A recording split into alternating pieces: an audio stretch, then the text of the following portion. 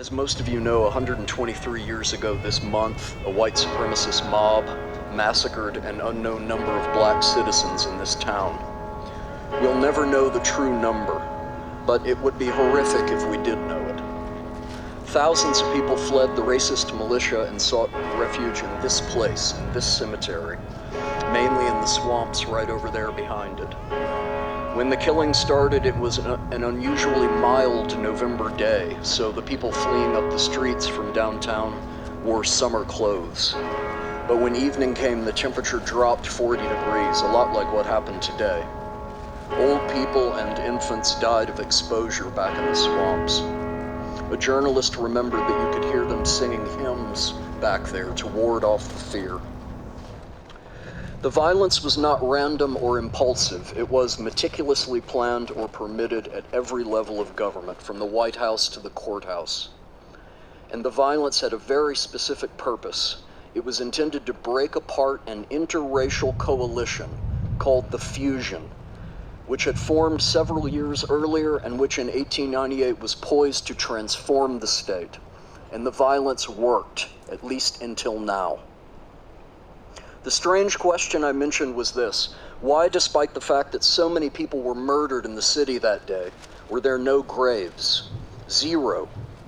There was no place in town where a person or a family or a descendant could go and stand and say, "Here lies a victim of the massacre of 1898. No place where the community could engage in the deepest and most traditional form of mourning at the graveside. There are reasons for this. Many of the bodies we know were pushed into the river. Others were buried privately in backyards.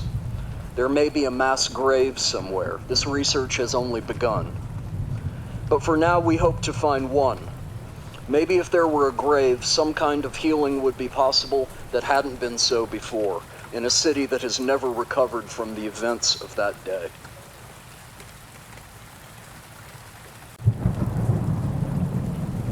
There is a reason why it is raining.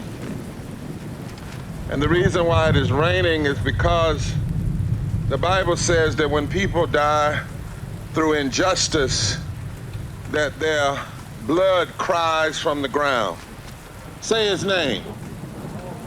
Say his name. Say his name.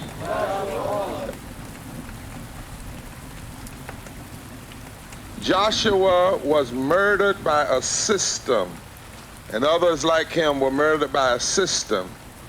It was not just a group of white supremacists acting on their own.